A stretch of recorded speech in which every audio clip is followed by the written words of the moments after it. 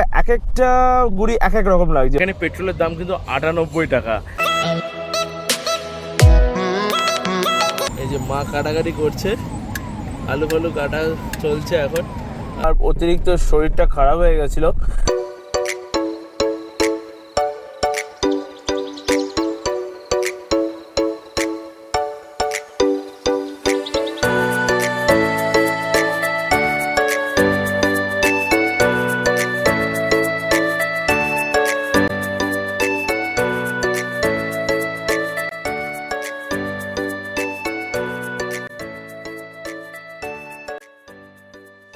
Good morning guys, welcome to my channel. আমি শুভ্র। তো এখন আমি রয়েছি কিন্তু সেই লেকে, যে লেকটা আমি আগে তোমাদেরকে দেখিয়েছি। লেকটার নাম হচ্ছে Topchanchi lake. Topchanchi lake, Usri waterfalls, এগুলো কিন্তু তোমাদেরকে ঘুরে দেখিয়েছি। আর আমরা কিন্তু যাচ্ছি একটা খুব সুন্দর জায়গায়, যার নাম হলো লে লাদাখ। তো লে লাদাখ যাচ্ছি এবারে গাড়ি নিয়ে, বাইক নিয়ে নয়, 4 চাকা নিয়ে যাচ্ছি। বাইক নিয়ে যখন গেছিলাম সেই ভিডিওটা তোমাদের সামনে আমি তুলে ধরতে পারিনি। তা অনেক কারণ আছে, যেগুলো হচ্ছে অনেক ভিডিও ডিলিট হয়ে গেছে, তখন আমি সেরকমভাবে ইউটিউব করতামও না। যাই হোক, এবারে কিন্তু তোমাদেরকে ঘুরে দেখাবো খুব সুন্দর লাদাখটা। তো আমি তো যাচ্ছি, দেখা যাক কত দূর যেতে পারি। মে মাসে কীরকম সিচুয়েশান থাকে লাদাখে সেটাও তোমাদেরকে দেখাবো। আর পারমিট কীভাবে করবে সেটাও কিন্তু অবশ্যই তোমাদেরকে জানিয়ে দেবো। চলো তাহলে, এখানে কিন্তু আমরা একটু ম্যাগি রান্না করছি, ম্যাগি রান্না করে খেয়ে দিয়ে নেবো। এই দেখো ম্যাগি তৈরি হয়ে গেছে, এখন হচ্ছে ম্যাগি খাওয়ার পালা। আর তার সঙ্গে রয়েছে খুব সুন্দর একটা লেক, যার নাম হচ্ছে তোপচাঁচি লেক। অবশ্যই কিন্তু এই লেকে একবার না একবার ঘুরে যেও। কলকাতা টু কলকাতা কিন্তু একদিনে পসিবল। এই লেক ঘুরে আর দুটো ওয়াটারফলস ঘুরে কিন্তু সম্ভব। আমি করেছি, আমি আর আমার একটা বন্ধু এসেছিলাম, যার নাম হচ্ছে শানু, যে তোমরা দেখেছো আগে ট্রিপে তাকে। আর আমরা একটা বাইক নিয়ে এসেছিলাম।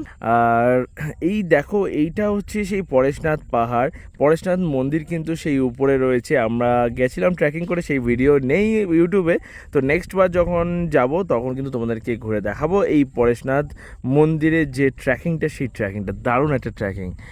ও হো, দারুণ জায়গা। এখানে এসে তোমরা পিকনিকও করতে পারো, কিন্তু পিকনিক স্পট বটেই এটা। চলো তাহলে, খাওয়া দাওয়া হয়ে গেছে, এবারে বেরোনো যাক।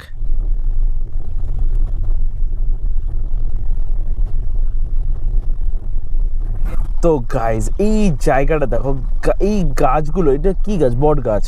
বট গাছের যে ঝুড়িগুলো, সেটা কিন্তু অমায়িক, কিন্তু তার থেকে ভালো লাগছে যেগুলো হচ্ছে বট গাছের যে মেন গুড়ি আছে, সেগুলো দেখো এক একটা গুড়ি এক এক রকম লাগছে। মানে মনে হচ্ছে 10-12টা গুড়ি নিয়ে কিন্তু একটা মোটা গুড়ি তৈরি হয়েছে।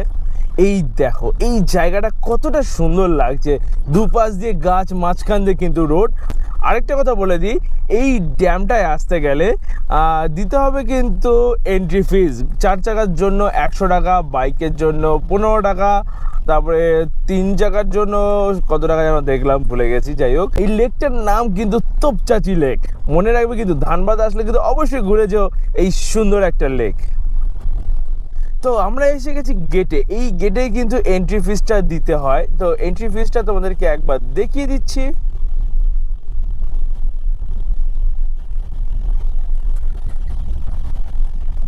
এই দেখো, কাকা এখানে দাঁড়িয়ে রয়েছে, সেই জন্য দেখাতে পারলাম না ভালোভাবে। তো এইটুখানি জেনে রাখো, 4 চাকা যদি নিয়ে আসো তাহলে লাগবে হচ্ছে 100 টাকা এন্ট্রি ফিজ। আর যদি 2 চাকা নিয়ে আসো তাহলে লাগবে মাত্র 15 টাকা এন্ট্রি ফিজ।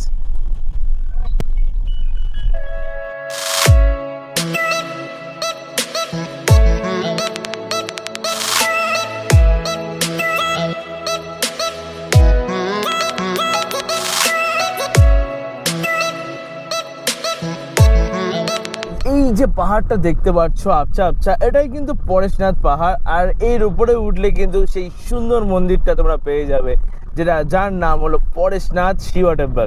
যাই হোক, শিবা টেম্পলটা আমি এক্সট্রা বললাম, পরেশনাথ টেম্পল বলে। তো এই টেম্পলে যেতে গেলে টোটালি ট্রেকিং করে যেতে হবে, না হলে তোমরা বাইক নিয়েও যেতে পারো, কিন্তু পুরোটাই অফরোডিং রয়েছে। পুরোটাই অফরোডিং না হলে তোমরা ওখানে ওই বাইকে করে নিয়ে যায় অনেকে, তো সেখানেও সেইভাবেও তোমরা যেতে পারো। তো খুব সুন্দর জায়গা কিন্তু এই পরেশনাথ টেম্পল। আর পরেশনাথ টেম্পলে যাওয়ার সময় যে সুন্দর সুন্দর দৃশ্যগুলো দেখা যায়, সেগুলো অমায়িক, দারুণ দারুণ দারুণ। চলো তাহলে।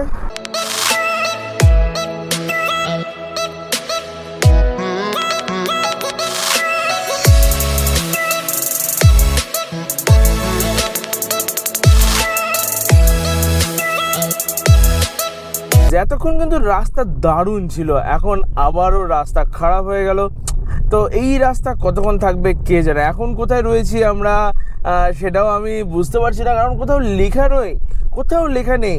দুপাশে পুরো মাঠ আর মাঝখান দিয়ে রাস্তা, দু একটা বাড়ি দেখা যাচ্ছে। এখান থেকে আর মাত্র 150 কিলোমিটার বাকি রয়েছে ঔরঙ্গাবাদ পৌঁছতে আমাদের বিকাল হয়ে যাবে। তো রান্নাবান্নাও করতে হবে, রান্নাবান্না করে খেতে হবে, সেখানেও মোটামুটি 2 থেকে 2.5 ঘন্টা সময় চলে যাবে। রাস্তা পুরো মাখনের মতো ঢালাই রাস্তা, আর সামনে রয়েছে খুবই সুন্দর একটা পাহাড়ের দৃশ্য, কিন্তু প্রচণ্ড গরম বাইরে, প্রচণ্ড like around 40 to 45 degree temperature রয়েছে এখন।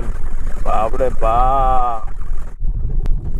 আমরা কিন্তু এখন এসে গেছি কোন জায়গায় সেটা ঠিক জানা নেই আমার, কিন্তু এখানে কিন্তু ক্ষীরমোহন বিখ্যাত একটা মিষ্টি। এখন আমরা রয়েছি কিন্তু হাজারিবাগে এই একটা মিষ্টি কিন্তু খুবই বিখ্যাত একটা মিষ্টি। যখনই আমি এখানে আসি তখনই একটু খেয়ে টেস্ট করে দেখি যে মিষ্টিটা কীরকম। যাই হোক, মিষ্টিটার নাম হচ্ছে ক্ষীরমোহন। সো গাইজ, আমি নিয়ে এসেছি 2টো ক্ষীরমোহন। তো বেশি খাওয়া ঠিক না, তাই 2টোই নিয়ে এসেছি।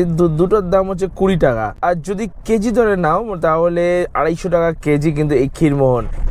আর কিছুক্ষণ পরে কিন্তু ঝাড়খণ্ডকে টাটা বাই বাই করে আমরা চলে যাব বিহারে।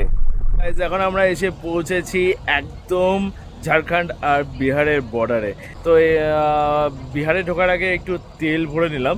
এখানে পেট্রোলের দাম কিন্তু 98 টাকা, তো অনেকটাই দাম কম। আমাদের ওখানে যেখানে 104 টাকা, আর এখানে হচ্ছে 98 টাকা।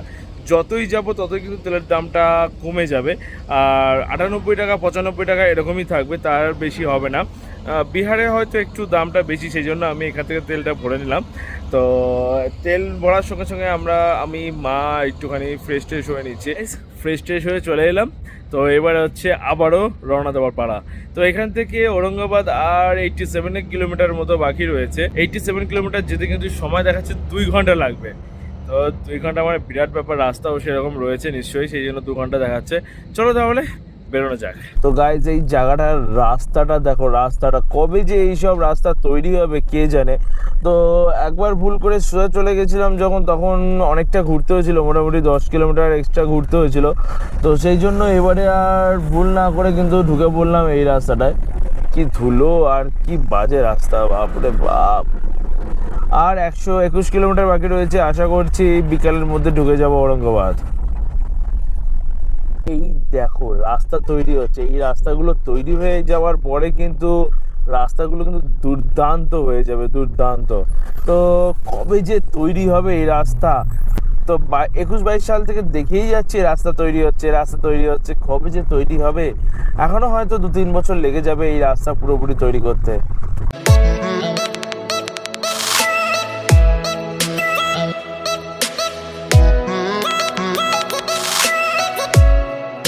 শেষমেশ কিন্তু চলে এসেছি হোটেলে। আমরা রয়েছি গার্গী হোটেলে, ঔরঙ্গাবাদে এই একটাই হোটেল আমার কিন্তু বেশ পছন্দের একটা হোটেল, যার নাম হলো গার্গী হোটেল। এই হোটেলের ফোন নাম্বার আমি ডেসক্রিপশন বক্সে তোমাদের দিয়ে দেবো।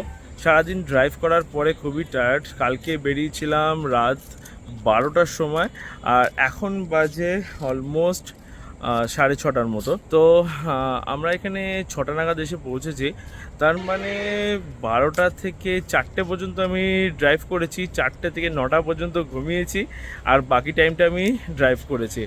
কলকাতা থেকে ঔরঙ্গাবাদের ডিস্টেন্স ওই 500 থেকে 550 কিলোমিটারের মতো। তো রাস্তা খারাপ রয়েছে, রাস্তা ভালো নেই। যদি রাস্তা ভালো থাকতো তাহলে কিন্তু 12 ঘন্টার আগেই কিন্তু চলে আসা যেত ঔরঙ্গাবাদ। এই দেখো হোটেলটার এরিয়া, হোটেলটা কিন্তু অনেকটা বড় এরিয়া নিয়ে রয়েছে, গাড়ি পার্কিংয়ের সুন্দর ব্যবস্থা রয়েছে। আমার সুইট কার এখানে আজকে রেস্ট নেবে, আর আমরা রেস্ট নেব রুমে। সেই রুমটা কিন্তু তোমাদেরকে অবশ্যই দেখাবো। এখানে রুম রেন্ট নিল কটেজে 3800 টাকার মতো। আমরা ব্রেকফাস্ট নিয়ে নিই, ইনক্লুডেড ব্রেকফাস্ট হলে হয়তো 4000 টাকার মতো হতো। আর এই দেখো এই হোটেলটার এরিয়া, এখানে আসলে কিন্তু এই স্কুটির সঙ্গে সুন্দর একটা ছবি তুলে নিতে পারো। এই সুন্দর এখানে রয়েছে সুন্দর একটা ফ্রেম, এখানে কিন্তু রয়েছে দোলনা রয়েছে, এখানে অনেক কিছু রয়েছে, এখানে কিন্তু ব্যানকুয়েটও রয়েছে। আর আমরা রয়েছি কিন্তু এই কটেজগুলোতে, কটেজের রুমটা কিন্তু অবশ্যই দেখিয়ে দেবো। একবার রুমটাকে দেখে নাও, এটাই হচ্ছে আজকের রুম। তো আমরা নিয়েছি কিন্তু কটেজ। এখানে কিন্তু খুব সুন্দর একটা বেড রয়েছে, এখানে একটা ব্যালকনি রয়েছে যেটা পুরোপুরি প্রাইভেট ব্যালকনি, আর এখানে খুব সুন্দর বসার জায়গা, টিভি, আর এখানে কিন্তু ফ্যান নেই, একটা জিনিস নেই, ফ্যান নেই, এখানে কিন্তু এসি রয়েছে। একবার বাথরুমটাকেও দেখি নাও, এই দেখো বাথরুমের প্যাসেজটা। The next day. Good morning guys, Gargi hotel থেকে এখন আমরা বেরিয়ে পড়ছি। এখন বাজে প্রায় 10:30। তো আজকে কোথায় থাকা যায় সেটাই হচ্ছে সবথেকে বড় ইস্যু। আজকে চেষ্টা করব পুরোপুরি চলে যাওয়ার দিল্লি। তো দিল্লি থেকে আমরা 3 থেকে 4 দিন কাটাবো। তো চলো তাহলে বেরিয়ে পড়ি বেশি সময় নষ্ট না করে। তো গাইজ আমরা কিন্তু বেরিয়ে পড়েছি, আমরা যাচ্ছি বারাণসী হয়ে লখনৌ। তো গাইজ আর কিছুক্ষণের মধ্যে কিন্তু চলে আসবে একটা সুন্দর রিভার, কিন্তু নদীতে জল কি আছে সেটা নিয়ে কিন্তু বড় একটা প্রশ্ন রয়েছে। দেখা যাক জল আছে কিনা, সামনে গিয়েই সেটা দেখা যাবে। রিভারটার নাম কিন্তু এখন বলছি না। এসে গেছে কিন্তু নদী, কিন্তু নদী কই? জল মানে নদী মানে আমরা জানি যে জল, তো এখানে জল রয়েছে কিন্তু 1% জল রয়েছে, আর বেশিরভাগটাই কিন্তু মরুভূমি হয়ে গেছে। তো নদীটার নামটা বলেই ফেলি, সোন নদী। তো এই নদীটার নামই কিন্তু সেই বিখ্যাত রিভার সোন রিভার। তো সোন রিভার বইতেও পড়েছি আমি, তোমরাও পড়েছো নিশ্চয়ই।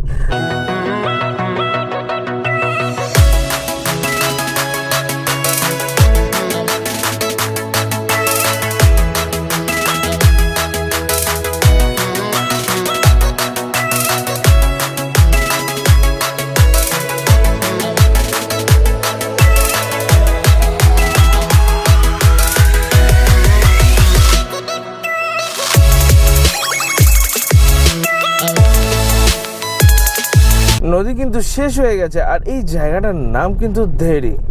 তো দেরি পৌঁছেই গেলাম। এখান থেকে বারাণসী 156 কিলোমিটার, যেতে সময় লাগবে দেখাচ্ছে 4 ঘন্টা 4 মিনিট। তো দেখা যাক কত সময় লাগে। এখন বাজে হচ্ছে 10:56। আমরা কিন্তু এসে গেছি সাসারাম। এই সাসারাম থেকেও কিন্তু তোমরা পূর্বাঞ্চল এক্সপ্রেসওয়ে ধরতে পারো, কিন্তু আমি পূর্বাঞ্চল এক্সপ্রেসওয়ে এখান থেকে আর ধরবো না। আমি ডিরেক্টলি বারাণসী হয়ে লখনৌ যাব, না হলে বারাণসী রিং রোড হয়ে আমি পূর্বাঞ্চল এক্সপ্রেসওয়ে ধরবো। দেখা যাক কোনটায় সুবিধা হয়। আগে তো বারাণসী পৌঁছে তারপরে ভাববো যে কোথা দিয়ে যাব। এখানে রাস্তাটা তৈরি হচ্ছে, এখানে একটা ফ্লাইওভার তৈরি হচ্ছে। ফ্লাইওভারটা তৈরি হয়ে গেলে কিন্তু দারুণ ব্যাপার হয়ে যাবে। ফ্লাইওভারগুলো যে কবে তৈরি হবে। তো খিদে পেয়ে গেছে, রান্না করার জায়গা পাচ্ছি না, আর তার উপরে গরম। এখানে কিন্তু 42 ডিগ্রি টেম্পারেচার রয়েছে, 42 ডিগ্রি, নট এ জোক ইয়ার। যদি বাইক নিয়ে আসতাম তাহলে একদম পুরো ছারখার হয়ে যেতাম।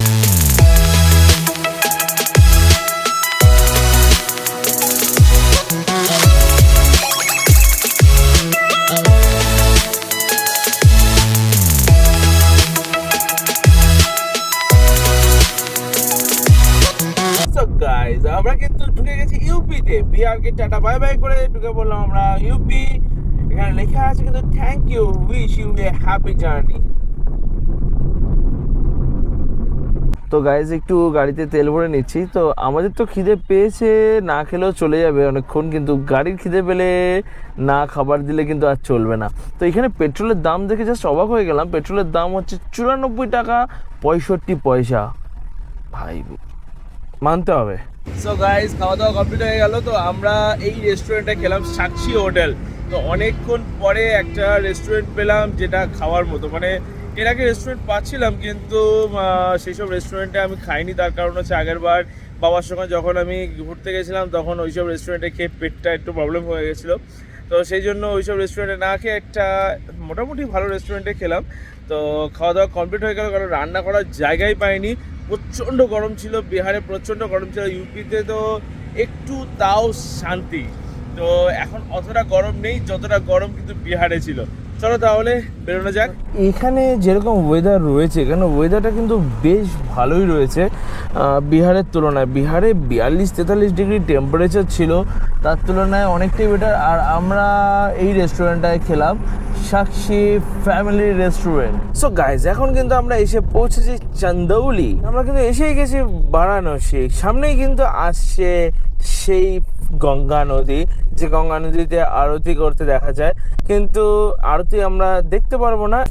হো ব্রিজটা কিন্তু দারুণ দারুণ, দূর থেকে ব্রিজটাকে দারুণ লাগছিল। এই দেখো ব্রিজের গেট আপটা, ও ভাই সাহাব।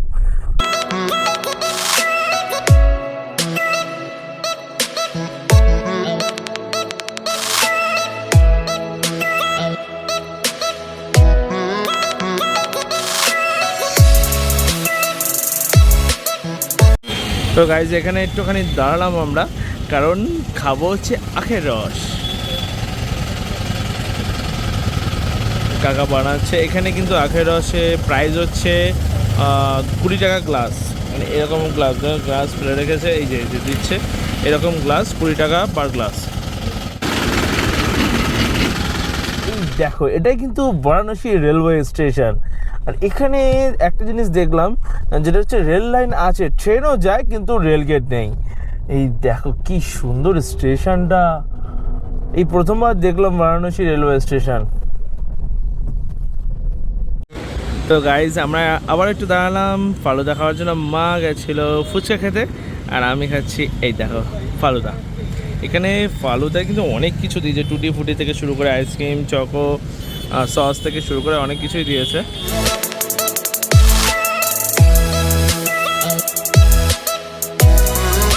আজকে আর কিন্তু সূর্য মামাকে দেখা যাবে না, কারণ আজকে এখানে রয়েছে কিন্তু খুবই মেঘলা।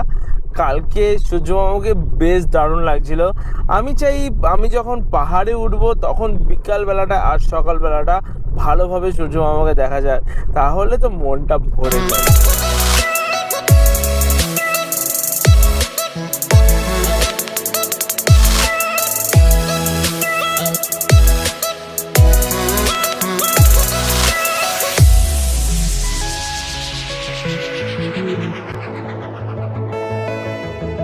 আমরা বড় রাস্তা ছেড়ে এখন যাচ্ছে একটা ছোট রাস্তা দিয়ে। এখান থেকে বেশি দূর না, মোটামুটি 20 কিলোমিটারের মতো রাস্তা যেতে হবে, তারপরে কিন্তু আমরা পড়ে যাব পূর্বাঞ্চল এক্সপ্রেসওয়ে।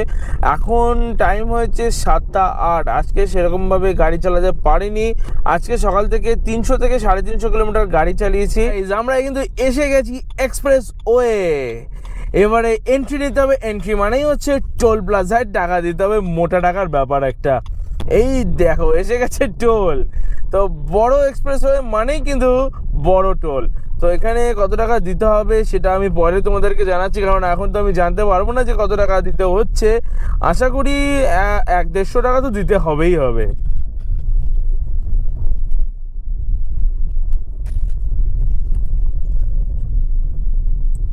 তো গাইজ তোমাদেরও এই সমস্যাটা হতে পারে। এখানে দেখো 2 রকমের রাস্তা রয়েছে। যদি অযোধ্যা থেকে পূর্বাঞ্চল এক্সপ্রেসওয়ে ওঠো, যদি কলকাতার দিকে যেতে হয় তাহলে কিন্তু এই সোজা রাস্তাটা যাবে। গাইজ লখনৌ এখান থেকে আর বেশি দূর নেই, লখনৌ এখান থেকে 1-2-3 কিলোমিটার।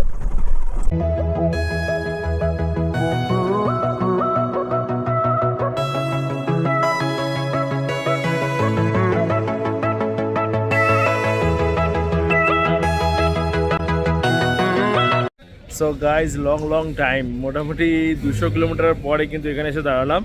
এক্সপ্রেসওয়ে এক্সিট হতে আর মোটামুটি ওই 15 থেকে 20 কিলোমিটার। এই দেখো এটাই হচ্ছে টয়লেট ব্লক। এখানে খাবার দাবার পাওয়া যায়। এখানে যদি তোমরা এসে খেতে চাও খেতে পারো, থালি সিস্টেম আছে। এখানে আইসক্রিমও রয়েছে। এখানে মনে হচ্ছে এগরোল ফেগরোল, চাউমিন কিছু বিক্রি হচ্ছে।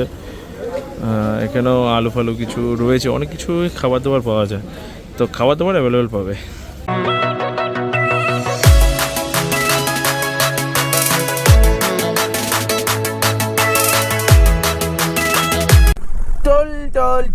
টোল এসে গেছে। তো 125 কিলোমিটার যে কিভাবে শেষ হয়ে গেল আমরা কিন্তু বুঝতেই পারলাম না। যাই হোক 125 না হলো 115 কিলোমিটার।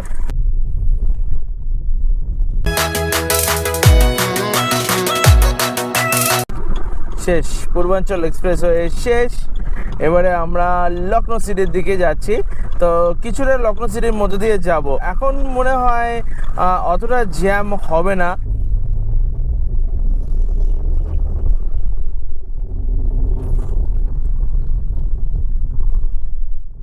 এখান থেকে আমরা নেব বাঁদিকে, এখান থেকে বাঁদিকে চলে যাব।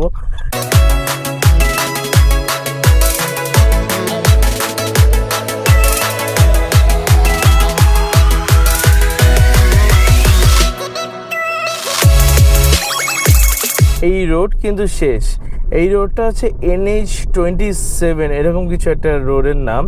তো এখান থেকে এয়ারপোর্ট 3 কিলোমিটার, আর ঝানসি 289 কিলোমিটার, লখনৌ কানপুর যাওয়া যায়, কানপুর এখান থেকে 77 কিলোমিটার। তো আমরা কিন্তু যাব হচ্ছে ডান দিকে। তো ডান দিকে যেতে হবে আমাদেরকে, ডান দিকে গিয়ে তারপরে আবারও যেতে হবে বাঁ দিকে। চলো।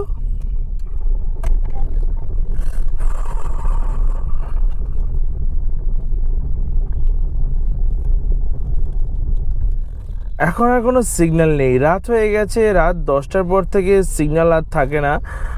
সমস্ত সিগন্যালটাই ব্লিঙ্কিং করে দেয়, ইয়েলো ব্লিঙ্কিং। তো ইয়েলো ব্লিঙ্কিং মানে হচ্ছে গাড়ি আস্তে চালাও। তো সেক্ষেত্রে আস্তে আস্তে চালাতে হয় গাড়ি। এখানে কোনো একটা সমস্যা হয়েছে মনে হয়। কী হয়েছে তবে এখানে কিছু একটা সমস্যা হয়েছিল, স্কুটি নিয়ে কিছু একটা সমস্যা হয়েছে। যাই হোক, এখান থেকে কিন্তু আর বেশি দূর নেই, এখান থেকে আর 6 থেকে 7 কিলোমিটার বাকি রয়েছে আগ্রা লখনৌ এক্সপ্রেসওয়ে। এটা মনে হয় দূরপাল্লার বাস স্ট্যান্ড। এখান থেকে মনে হয় দূরপাল্লার বাস ছাড়ে, না হলে এখানে এসে দাঁড়ায়, তারপরে লোকজন ওঠে আবারও যায়। এই দেখো লেখা রয়েছে আগ্রা লখনৌ এক্সপ্রেসওয়ে, আর মাত্র 5 কিলোমিটার বাকি রয়েছে আগ্রা লখনৌ এক্সপ্রেসওয়ে। তবে আমি যাব কিন্তু সোজা, একটা সোজা যাচ্ছে, আরেকটা চলে যাচ্ছে বাঁ দিকে। তো বাঁ দিকেরটা আমি সোজা বললাম তোমাদেরকে, বাঁ দিকে কিন্তু আমি নিয়ে নেব।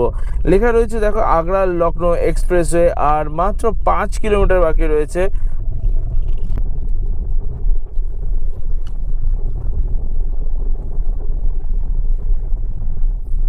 আগ্রা লখনৌ এক্সপ্রেসওয়ে, বাঁ দিকে অ্যারো দেওয়া রয়েছে।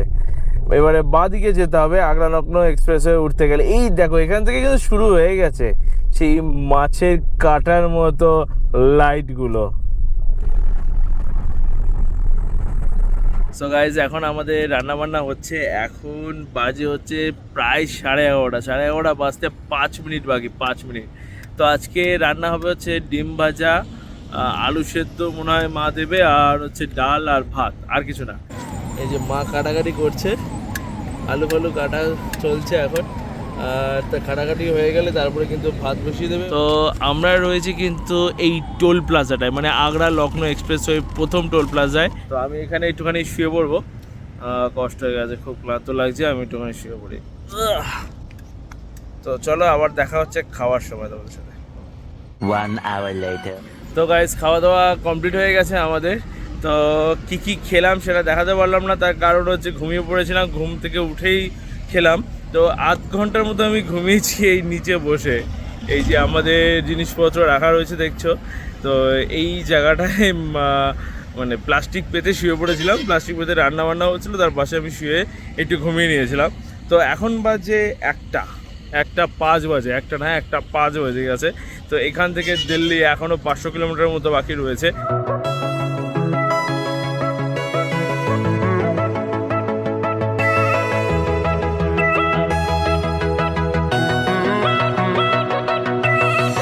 The next day.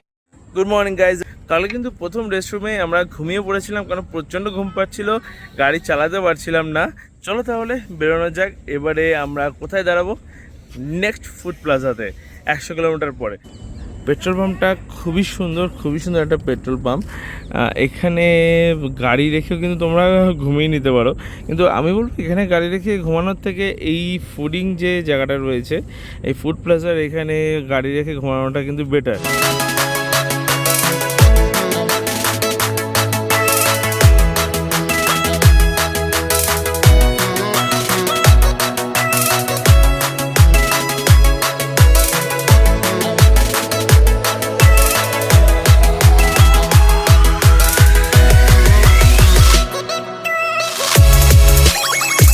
The next day. Good morning guys. কালকে রাত্রিবেলা এই আগ্রাতে আমরা ছিলাম, কারণ কালকে আমার অতিরিক্ত শরীরটা খারাপ হয়ে গেছিলো। তো কালকে আর সেই জন্য দিল্লি যেতে পারিনি, আজকে দিল্লি যাচ্ছি। তো এই ভিডিওটা আমি আর এপিসোড ওয়াইজ করছি না, এই ভিডিওটা আমি একবারই করে দেবো, যেটা কলকাতা থেকে দিল্লি আসার যে ভিডিওটা সেটা পুরোপুরি। তো দিল্লি আসতে তো অনেকটাই সময় লেগে গেল আমাদের। আমরা বেরিয়েছিলাম 15 তারিখ আর আজকে হয়ে গেল 19 তারিখ। তো অনেক দিন সময় লেগে গেল, দুদিন অলরেডি আমরা লেট হয়ে গেছি, কারণ একদিন আমার শরীর খারাপ হয়ে গেছে। কালকে আমি গাড়ি চালাতেই পারিনি, কালকে সারাদিনে মোটে 200 কিলোমিটার গাড়ি চালিয়েছি, তারপরে এখানে এসেছিলাম। তো আমরা এসে গেছি রিং রোড, লেখা রয়েছে দেখো welcome to Agra inner ring road. Ring road কিন্তু প্রত্যেকটা সিটিতে রয়েছে, শুধু নেই আমাদের কলকাতায়। এই টোল প্লাজাতে কিন্তু বেশি টাকা কাটে না, টোলটাকে কিন্তু দেখতে খুব সুন্দর। কার এলসিভি ভেহিকেলের জন্য এই লাইনটা। কাকা এটা কি হলো, কোনো ইন্ডিকেটার ছাড়াই এ ডান দিকে ঘুরে গেল।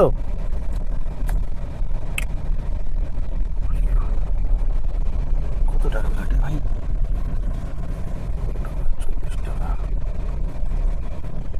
এখান থেকে যদি তোমরা বাঁদিকে চলে যাও তাহলে কিন্তু আগ্রা সিটির ভিতর আবারও চলে যাবে। তো যমুনা এক্সপ্রেসওয়ে ধরতে গেলে সোজা যেতে হবে, যে ভুলটা আমি প্রথমবার করেছিলাম। বাঁদিকে চলে গেছিলাম, তো আগ্রা সিটির ভিতর চলে গেছিলাম, সেই ঘুরে ঘুরে ঘুরে ঘুরে ঘুরে ঘুরে আবার উপরে উঠেছিলাম। তো সোজা যাবে, একদম সোজা গেলেই কিন্তু যমুনা এক্সপ্রেসওয়ে। এই দেখো এই রোডটা শেষ হতেই চলেছে। এই যে লেখা রয়েছে হিন্দিতে সাবধান কৃপয়া কি একটা লেখা রয়েছে, যাই হোক এইটা পড়ে গেলাম আমরা যমুনা এক্সপ্রেসওয়ে। এই যমুনা এক্সপ্রেসওয়েতেও কিন্তু এরকম করে রাস্তা পার হলে হয়। এই রোডটার লেন্থ হচ্ছে 165 কিলোমিটার। এই যমুনা এক্সপ্রেসওয়েতেও কিন্তু তোমরা 100-র উপরে গাড়ি চালিও না। যমুনা এক্সপ্রেসওয়ে পর আপকা স্বাগত এটা লেখা রয়েছে, এটা পড়তে পেরেছি হিন্দিতে। তো এখানে ইংলিশে লেখা, ওই পাশে ইংলিশে লেখা রয়েছে ওয়েলকাম টু যমুনা এক্সপ্রেসওয়ে।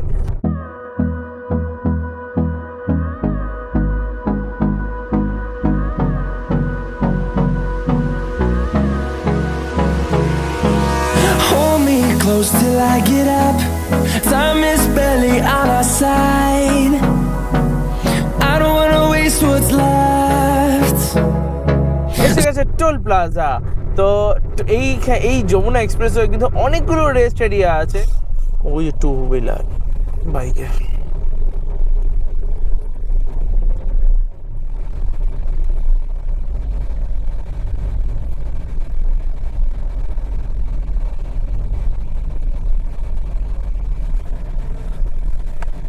এখানে বাইকের জন্য দেখাচ্ছে 70 টাকা। না না না, নয়ডা পর্যন্ত 204 টাকা, আর কারের জন্য হচ্ছে 430। সো গাইজ আমরা কিন্তু একটু দাঁড়িয়ে নিলাম এই সুন্দর ফুড প্লাজায়। এই ফুড প্লাজাটার নাম হচ্ছে ম্যাজিক ফুড প্লাজা। এই ফুড প্লাজায় একটু পারমিশন নিয়ে আমরা রান্নাবান্না করব। এই ফুড প্লাজার সিকিউরিটি গার্ড যিনি আছেন তাদেরকে আমি পারমিশন নিয়ে নিলাম যে এখানে রান্না করা যাবে কিনা। সুন্দর গাছের তলায় বসে বসে কিন্তু আমরা রান্না করব। তো আজকে রান্না হবে ভাত, ডাল আর ডিম ভাজা আর আলু সেদ্ধ। A few moments later. তো গাইজ আমাদের রান্নাবান্না হয়ে গেছে। তো এই যে ডাল, ডিম ভাজা আর আলু সেদ্ধ, চলো ফটাফট খেয়ে নি তাহলে।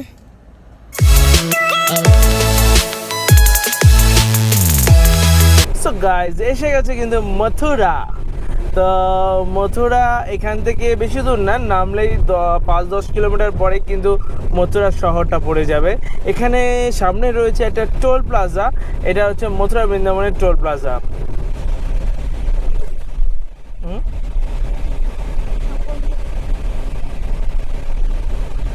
সব বন্ধ করে রেখেছে, সব 1, 2, 3, 4টে মাত্র খোলা রয়েছে।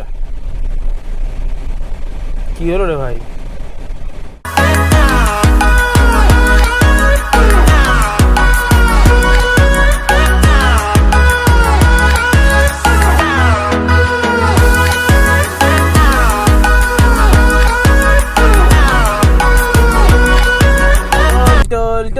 টোল এসে গেছে। এটাই কিন্তু আজকে লাস্ট টোল প্লাজা, আজকে না তবে যমুনা এক্সপ্রেসওয়ের লাস্ট টোল প্লাজা। তো 3টে টোল প্লাজার মধ্যে 2টো টোল প্লাজা চলেই গেছে, এটাই হচ্ছে লাস্ট টোল প্লাজা। চলো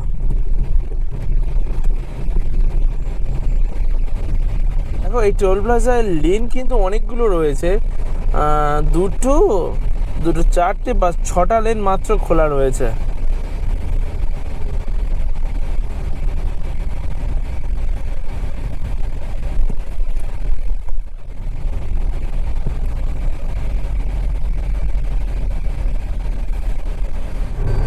গাইজ দেখো এই উপরে যে রাস্তাটা যাচ্ছে, এই রাস্তাটা হচ্ছে ইস্টার্ন পেরিফেরাল এক্সপ্রেসওয়ে।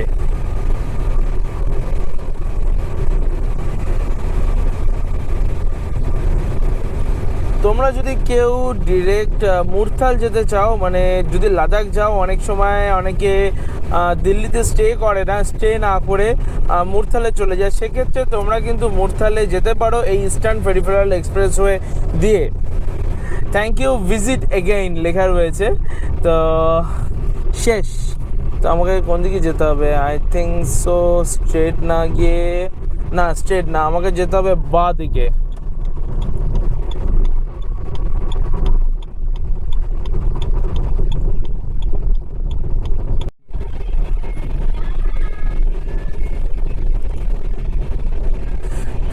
গাইজ এই রোডটা কিন্তু নয়ডা এক্সপ্রেসওয়ে।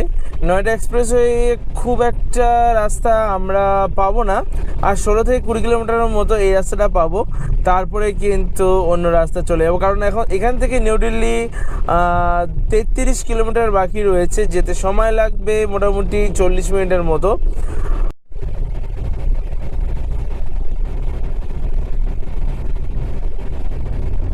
তো গাইজ এখন আমরা ক্রস করছি হচ্ছে যমুনা নদী। জল আছে, ভেবেছিলাম জল থাকবে না, তবে জল আছে।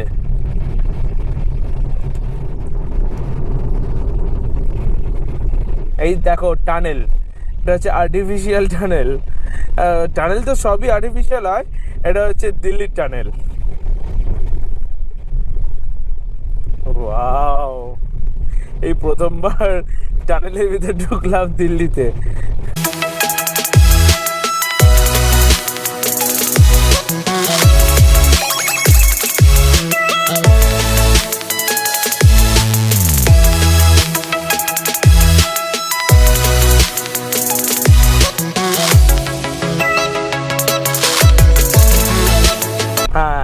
টানেল শেষ, কিন্তু অনেকটা বড় টানেল ছিল। দিল্লিতে এরকম একটা টানেল পাবো সেটা আশা করিনি।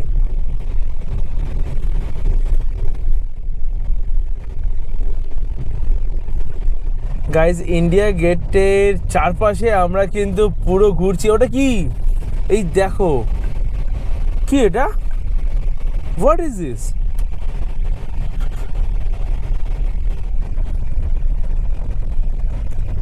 আমরা যখন এসেছিলাম, মানে আমি যখন এসেছিলাম, তখন ইন্ডিয়া গেটের ভিতরে যেতে দিত না, এখন ইন্ডিয়া গেটের ভিতরে যেতে দিচ্ছে।